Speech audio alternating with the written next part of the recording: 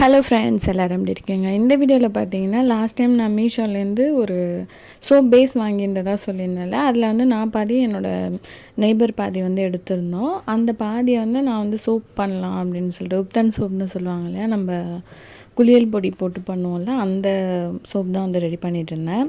இது வந்து எங்கள் அம்மா வந்து எனக்கு ரெடி பண்ணி கொடுத்தாங்க இந்த உப்தன் பவுடர். பட் வந்து நான் இது போட்டு குளிக்கலாம் வந்து பசங்களை வச்சுட்டு அந்த அளவுக்கு எனக்கு வந்து டைம் இல்லை. ஸோ அதை வந்து சோப்பாக யூஸ் பண்ணி பார்க்கலாம் அப்படிங்கிறதுக்காக தான் நான் வந்து இந்த சோப் பேஸ் வந்து வாங்கினேன்.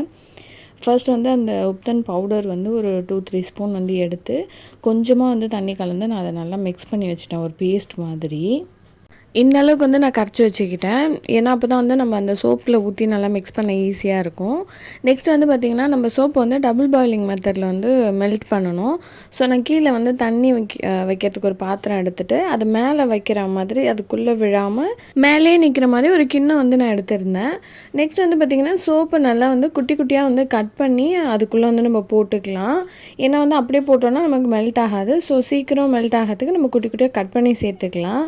நான் சொல்லியிருந்தேன் இல்லையா, அந்த சோப் பேஸ் வந்து குவாலிட்டி அவ்வளோவா சரியில்லைன்னு நான் வந்து அந்த அன்பாக்சிங் வீடியோவில் வந்து சொல்லியிருப்பேன். இது வந்து ரொம்ப கையாலே அப்படியே பிசைஞ்சோன்னா ஒரு மாதிரி ஆகிற மாதிரி இருந்துச்சு. ஒருவேளை நான் ஃபர்ஸ்ட் டைம் பண்ணுறதுனால எனக்கு சோப் பேஸ் பற்றி தெரியலையா என்னன்னு தெரில.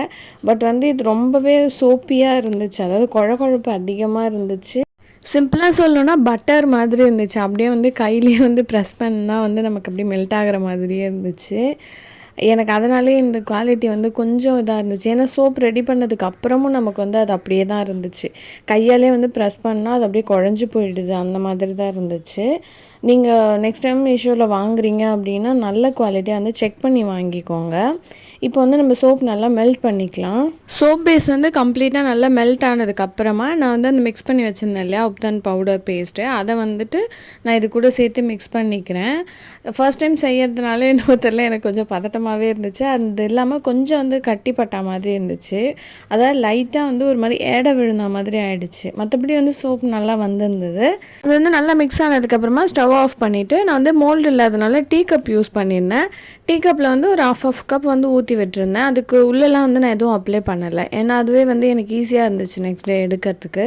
நல்ல ரிவ்யூஸ் அண்ட் ரேட்டிங்ஸ் வந்திருக்கிற சோப் பேஸ் மட்டும் பார்த்து வாங்குங்க. ப்ரைஸ் கம்மியாக இருக்குங்கிறதுனால வாங்கிடாதீங்க. நான் அதை தப்பு தான் பண்ணிட்டேன். சுத்தமாக பார்த்திங்கனாலே தெரியும், ஒரு மாதிரி குழப்பாக இருந்துச்சு.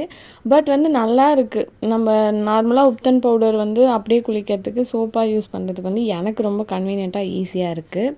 நெக்ஸ்ட் டைம் நல்ல குவாலிட்டியான சோப் பேஸ் வாங்கிட்டு அதை உங்கள் கூட நான் ஷேர் பண்ணிக்கிறேன். இந்த வீடியோ உங்களுக்கு பிடிச்சிருந்ததுன்னா வீடியோவுக்கு லைக் பண்ணிக்கோங்க.